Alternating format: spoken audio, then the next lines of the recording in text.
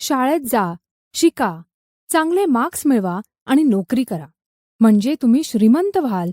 ह्या सल्ल्याचा Robert Kiyosaki यांनी विरोध केला असून शाळेत जा, शिका आणि व्यवसाय निर्माण करून आर्थिक स्वातंत्र्य म्हणजेच फायनान्शियल फ्रीडम मिळवा ह्यावर त्यांनी भर दिला आहे. रिच डॅड पुअर डॅड जरी कुणाला एक पुस्तक वाटत असले तरी माझ्या दृष्टीने ही एक वेगळ्या दृष्टिकोनाची सुरुवात आहे. एक असा दृष्टिकोन जो आपल्याला परंपरागत शिक्षणात शिकायला मिळणे अशक्य आहे. नमस्कार मित्रांनो, पुन्हा एकदा तुमच्यासाठी आम्ही घेऊन आलो आहोत अजून एक नवीन book summary, rich dad poor dad. मित्रांनो, ही समरी गीगल म्हणजेच ग्रेट आयडियाज ग्रेट लाईफ यांच्याद्वारे तयार केली आहे. येथे आम्ही दर आठवड्याला नवीन ऑडिओबुक समरी टाकतो, जी आपण वाचू शकता, ऐकू आणि पाहूही शकता. मी आहे एक गिगलर, जुई. चला तर मग रॉबर्ट कियोसाकी यांच्या रिच डॅड पुअर डॅड या पुस्तकास सुरुवात करूया. इंट्रोडक्शन.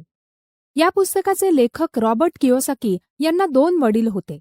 त्यांचे एक वडील शिक्षित PhD धारक होते, पण आयुष्यभर गरीब राहिले आणि गरिबीतच मरण पावले. म्हणून रॉबर्ट त्यांना पुअर डॅड म्हणत. तिथेच त्यांचे दुसरे वडील फार शिक्षित नव्हते, पण खूप श्रीमंत होते. त्यांना रॉबर्ट रिच डॅड म्हणत. आता तुम्ही विचार करत असाल की एकाच माणसाला 2 वडील कसे असू शकतात. रॉबर्टचे दुसरे वडील जे श्रीमंत होते, प्रत्यक्षात ते रॉबर्टचा मित्र माईक याचे वडील होते. त्यांच्या पुअर डॅडचे एकच स्वप्न होते. खूप अभ्यास करून रॉबर्टने एका मोठ्या कंपनीत काम करून आपले भविष्य सुरक्षित केले पाहिजे. पण रॉबर्टचे दुसरे वडील जे श्रीमंत होते, त्यांना वाटत होते की रॉबर्टने आपल्या जीवनात काही आव्हान घ्यावे, कारण सगळे धडे शाळेतच शिकले जात नाहीत. आयुष्यातले अनुभवही आपल्याला काही धडे शिकवत असतात. शालेय शिक्षण केवळ चांगले ग्रेड्स देऊ शकते, पण जीवनाचा अभ्यास बरंच काही शिकवते. अर्थातच शिक्षणाला स्वतःचे महत्त्व आहे, पण केवळ त्यावर अवलंबून राहून काहीही साध्य होऊ शकत नाही. पहिली शिकवण. श्रीमंत लोक पैशासाठी काम करत नाहीत. एका व्यक्तीकडे एक गाढव होते. जेव्हा जेव्हा त्याला गाढवाकडून काही कष्ट करून घ्यायचे असतील तेव्हा तो त्याच्यासमोर एक गाजर लटकवायचा. ते लोभी गाढव गाजर खाण्यासाठी खूप काम करायचे. एक दिवस तो त्या गाजरापर्यंत पोहोचेल अशी त्याला आशा होती. त्या माणसासाठी ही एक उत्तम आयडिया होती, पण गरीब गाढवाला ते गाजर कधीच मिळालं नाही, कारण ते गाजर म्हणजे फक्त लालच देण्याच्या उपयोगात आणलेले माध्यम होते. बरेच लोक त्या गाढवासारखे असतात. एक दिवस ते श्रीमंत होतील या आशेने ते कठोर परिश्रम करत राहतात. त्यांचं स्वप्नच पैसा असतं. या स्वप्नाच्या मागे धावून तुम्ही पैशापर्यंत कधीही पोचू शकणार नाही. म्हणून पैशासाठी काम करण्याऐवजी पैशाला तुमच्यासाठी काम करू द्या. जर तुम्हाला श्रीमंत व्हायचे असेल तर केवळ पैसे मिळवण्यासाठी काम करू नका, कारण जेव्हा तुम्ही श्रीमंत होण्याच्या मार्गावर जाल, पहिले तर भीती तुमच्या मनात घर करेल.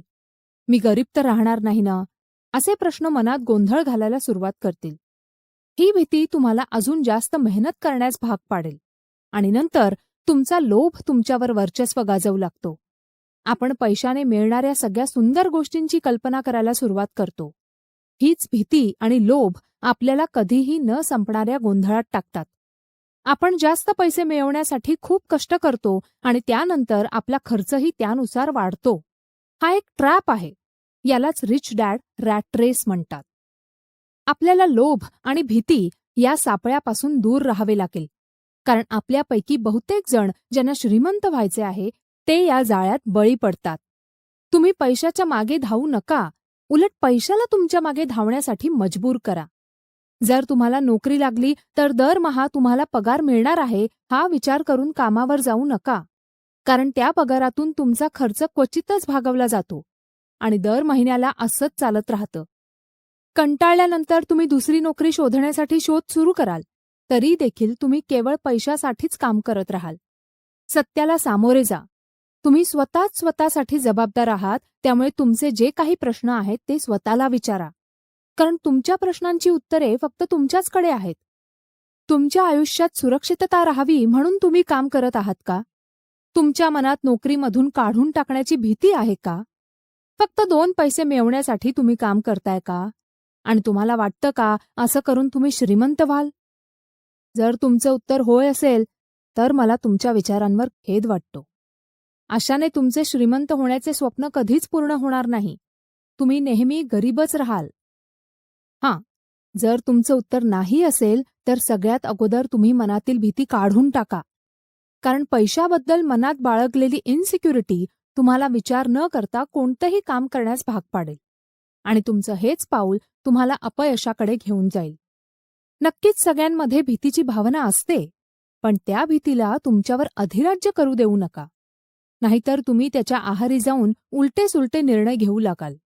तुम्ही कोणताही निर्णय घेण्याआधी त्याबद्दल बराच विचार केला तर चांगलं होईल. मनापासून नव्हे तर डोक्याने काम करा. दररोज सकाळी स्वतःला विचारा, तुम्ही तुमचे 100% देत आहात का? जेवढं तुम्ही करू शकता तेवढं तुम्ही करत आहात का? तुम्ही तुमच्या क्षमतेचा पुरेपूर वापर करताय का? केवळ आणि केवळ पैशासाठी काम करणाऱ्या सामान्य लोकांसारखे विचार करणं थांबवा. माझा बॉस कमी पैसे देतो, मला जास्त मिळायला हवं, मी यापेक्षा अधिक कमवू शकतो, असा विचार करणे थांबवा.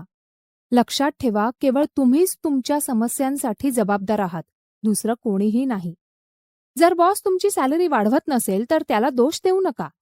जर तुम्ही तुमच्या स्वतःच्या समस्यांसाठी जबाबदारी घेत असाल तरच तुम्ही त्यावर उपाय शोधू शकाल.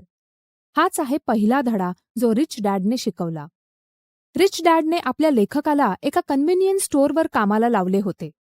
त्यांना या कामासाठी पैसे मिळाले नाही, पण ते मनापासून काम करत राहिले. याचा फायदा असा झाला की त्या काळात त्यांच्या मनात बऱ्याच नवीन कल्पना येत राहिल्या. पैशाला आपल्या मागे कसे पळवायचे याविषयी त्यांच्या मनात अनेक आयडिया आल्या. याचं एक उदाहरण पाहूया. संध्याकाळी दुकानात एक डिस्ट्रीब्युटर येत होता.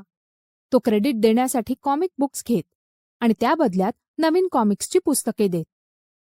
एके दिवशी रॉबर्टने डिस्ट्रीब्युटरला विचारले, मला जुनी कॉमिक्स मिळतील का? त्याने ते मान्य केले, पण त्या कॉमिक्सला रॉबर्ट विकणार नाही या अटीवर. ही त्यांच्या मनातील एक नवीन बिझनेस कल्पना होती. त्यांनी ती जुनी कॉमिक बुक्स घेऊन आपल्या मित्रांना आणि इतर मुलांना अभ्यासासाठी भाड्याने देण्यास सुरुवात केली. प्रत्येक बुकच्या मागे 10 सेंट एवढे पैसे लावत. प्रत्येक बुक केवळ 2 तास वाचण्यासाठी दिले जात होते. याचा अर्थ वास्तविकतेत ते बुक्स विकत नव्हते.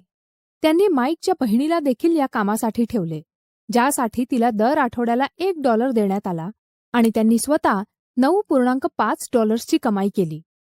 यातून ते शिकले की पैशाला कसं स्वतःच्या मागे पळवावं. दुसरी शिकवण, फायनान्शियल लिटरसीचे महत्त्व.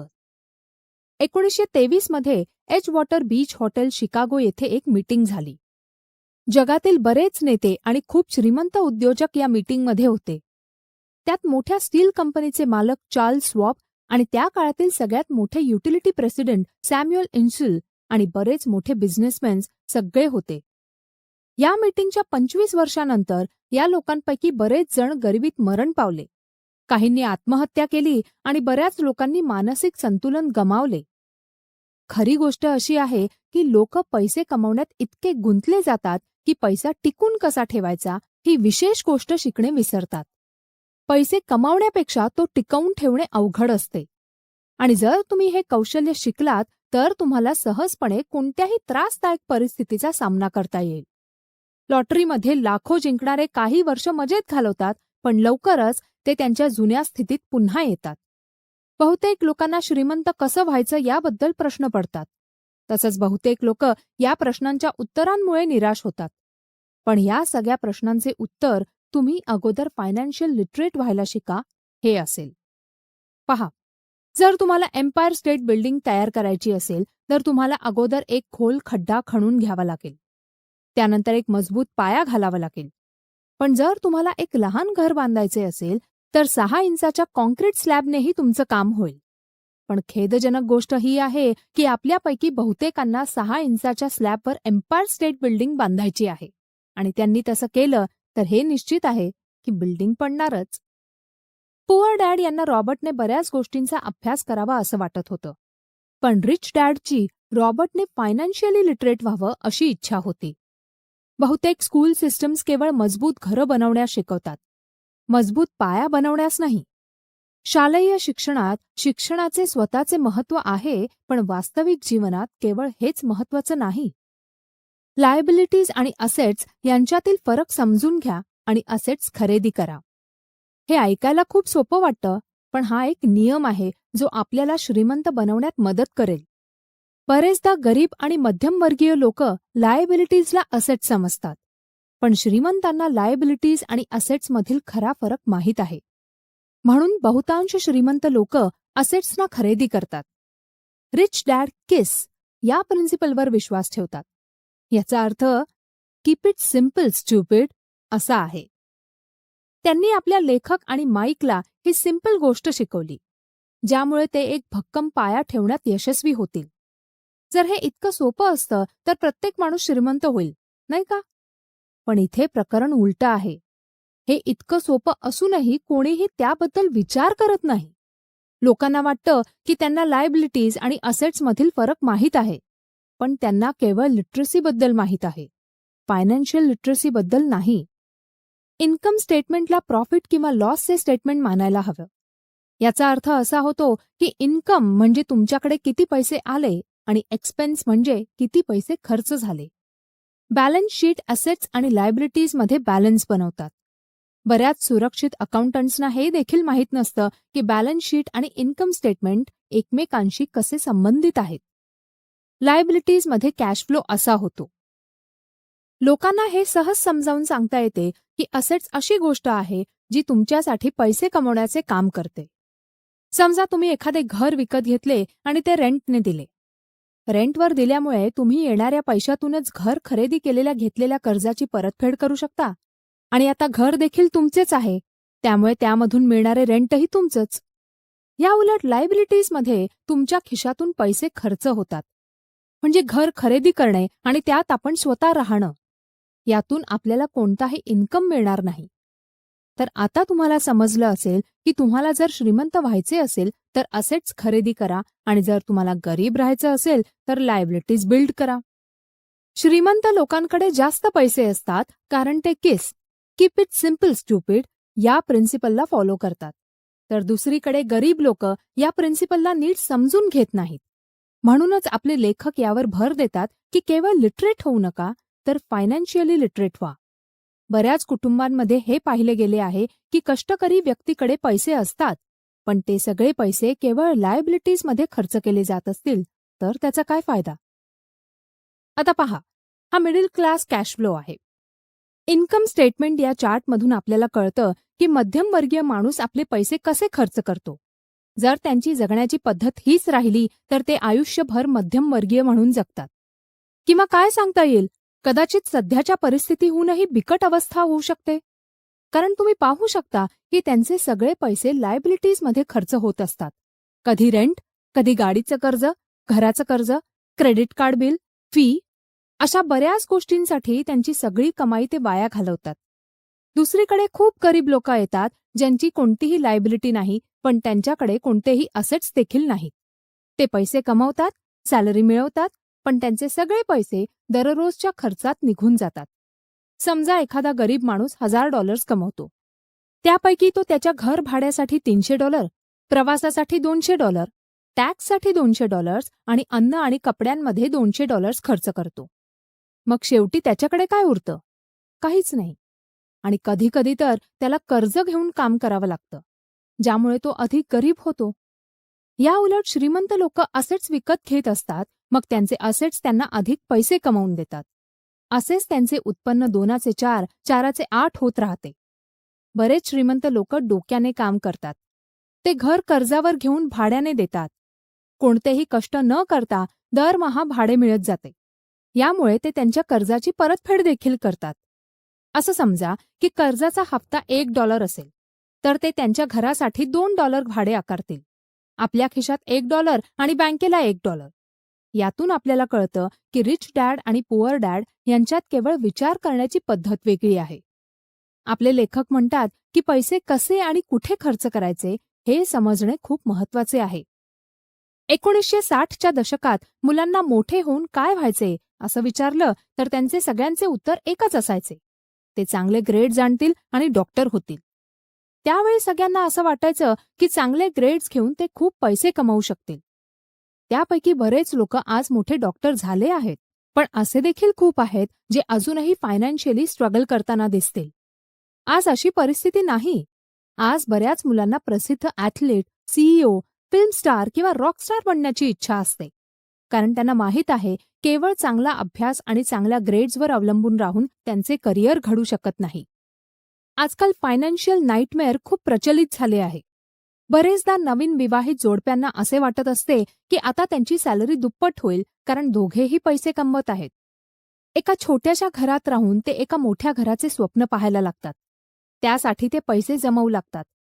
यामुळे त्यांचे सगळे लक्ष केवळ त्यांचे करिअर बनवण्यात राहते आणि त्यांची कमाई वाढू लागते. आता या नवीन जोडप्याने इतके पैसे मिळवले आहे की त्यांना एक मोठे घर विकत घेता येईल. त्यांना वाटते की ते आता थोडे श्रीमंत झाले आहेत. पण वास्तव हे आहे की मोठ्या घराबरोबरच ते नवीन लायबिलिटीज खरेदी करतील. प्रॉपर्टी टॅक्सचा खर्च आता त्यांच्या कॅशफ्लोमध्ये वाढला आहे. आता त्यांना नवीन कार आणि फर्निचर याची गरज वाटेल.